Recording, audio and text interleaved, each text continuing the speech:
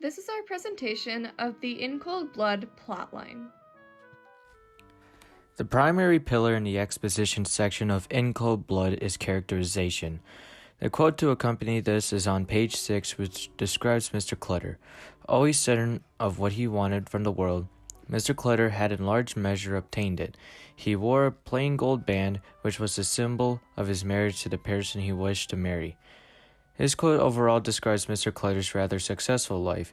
His large measure of obtaining his desires implies that he is a hard worker, and his gold band as being a symbol of his marriage with the person he had wished to marry indicates his wealthy and desirable character as well. Capote's almost perfect description of Mr. Clutter effectively enhances the mysterious circumstances behind his murder as he paints the man in a light which doesn't indicate that he was deserving of death. Characterization in the exposition is further explored with the secondary pillar of narration/point of view of characters. After the introduction of the Clutter family, Capote changes perspective on page 14 to Perry. Quote, like Mr. Clutter, the young man breakfasting in a cafe called the Little Jewel never drank coffee. 3 aspirin, cold root beer, and a chair of Pall Mall cigarettes. That was his notion of a proper chow down, end quote. Beginning the next section with Perry being, quote, like Mr. Clutter, and contrasting that with his daily consumption of 3 aspirin, cold root beer, and a chair of Pall Mall cigarettes, Capote creates likable qualities and a sense of normalcy for the man who would later become one of the killers of the Clutter family. He also establishes sympathetic qualities for Perry as well, which gives a sense of reasoning behind his choice of lifestyle.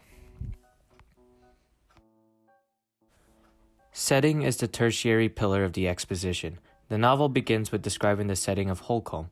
On page 3, Capote says that, quote, the village of Holcomb stands on the high wheat plains of western Kansas, a lonesome area that other Kansas call out there, end quote.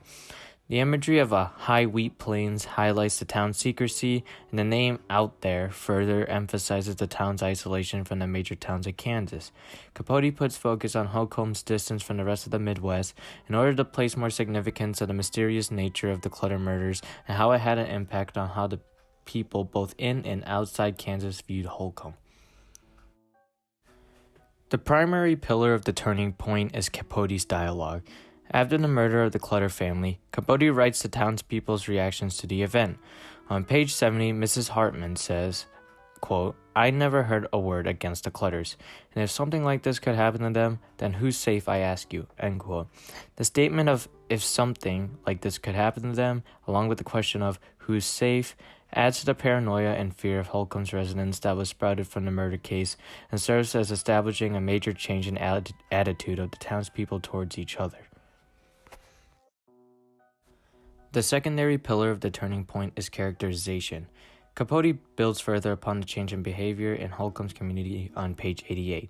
Quote, this hitherto peaceful congregation of neighbors and old friends had suddenly to endure the unique experience of distrusting each other.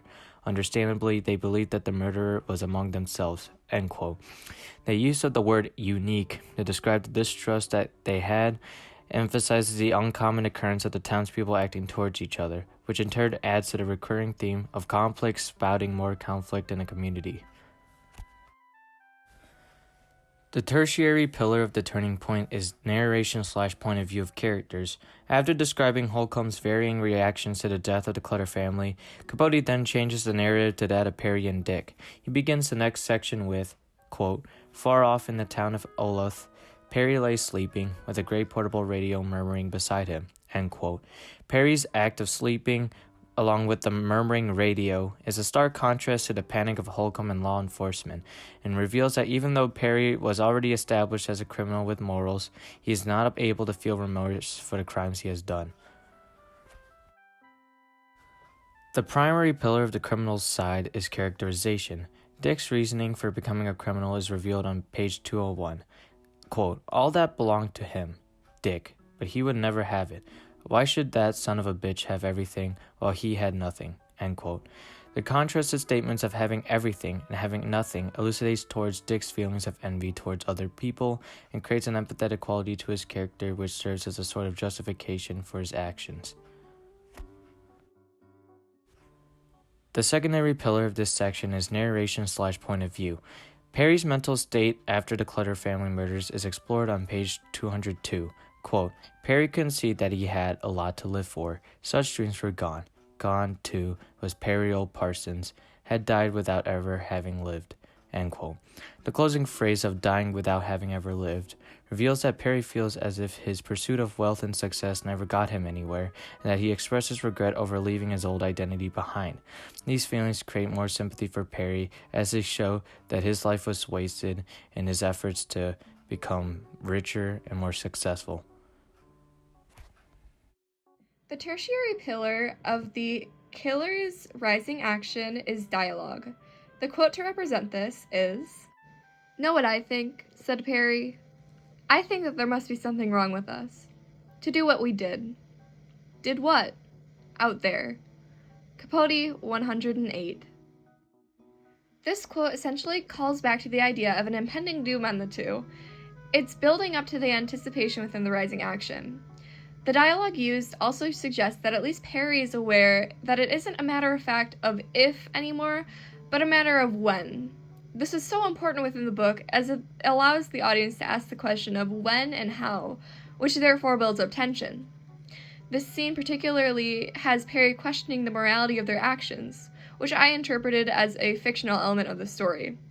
The one thing to consider when Capote wrote this is that he didn't exactly have access to the exact words that were said. So, when he created this scene based on reality, his use of fictional elements, dialogue, as well as the creation of tension all build up the rising action. Up next, the rising action on the law side of things has a primary pillar of dialogue. The quote to represent this is, "Where did he find a partner, someone crazy enough to help him? It doesn't add up, it doesn't make sense. But then, come right down to it, nothing does." Capote 82.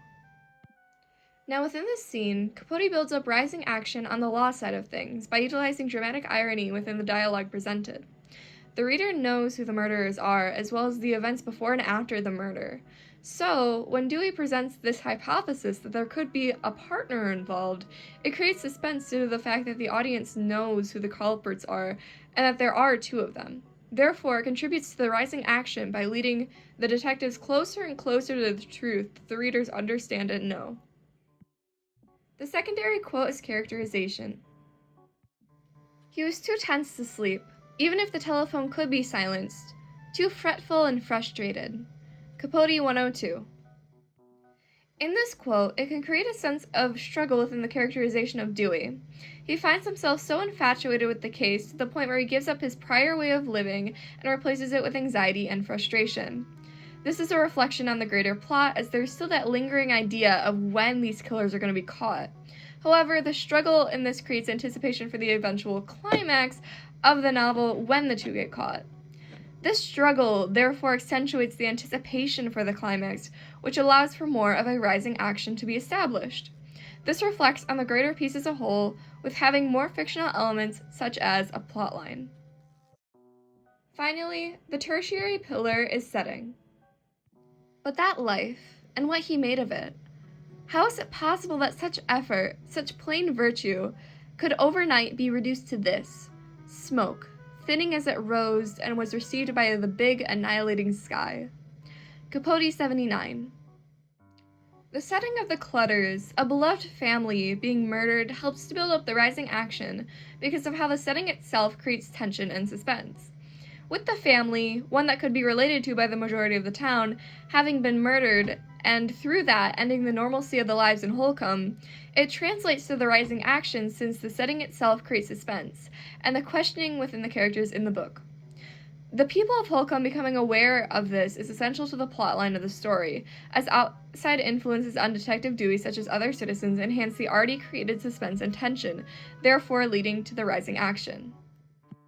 Moving on to the climax, the point of view is what we chose for the primary pillar. The quote to use to represent this is, "Nonetheless, he found it possible to look at the man beside him without anger, with rather a measure of sympathy. For Perry Smith's life had been no bed of roses, but pitiful, an ugly and lonely progress towards one mirage or another." Capote 246. This build-up to the two being captured and questioned did have some fictional influences. However, what truly differentiates Capote's nonfiction novel to an ordinary newspaper was the humanity presented in the killers. From Dewey's point of view, he could sympathize with Perry because of his upbringing. This essentially shows the characters' reactions to the climax of the killers being discovered, and therefore reflects on the fictional elements as a whole with bringing humanity to the killers, something that a newspaper article could not do. Next, the secondary pillar is dialogue. Look. Where? The corner. I'll be damned. Capote, 196. So, this quote is from the scene where Dewey and another detective find Perry and Dick. This is quite obviously the moment that has been signaled throughout the entire book, and presenting this specific moment as dialogue adds an element of surprise as well as shock to the audience. This chopped up style of providing the sentence provides a sense of urgency to the reader, which utilizes the dialogue to provide a climax to the story. Finally, the tertiary pillar of the climax is characterization. The only serious discrepancy being that Hitchcock attributed all four deaths to Smith, while Smith contended that Hitchcock had killed the two women. Capote, 245. The characterization of these two somewhat work hand in hand with the point of view. On one side, there's the story of Perry being a victim in Capote's eyes being told, which is reflected by his own story of the murder. However, on the other, they still both murdered people and aren't innocent of the crime. This can be represented with Dick's account. But this detail to add in could be a way for Capote to be somewhat self-reflective in his retelling and characterization of the killers. He's humanizing them by using fictional elements, which therefore both contributes to the climax of the story as well as reflection of In Cold Blood as a whole, as a combination between both non-fictional and fictional writing.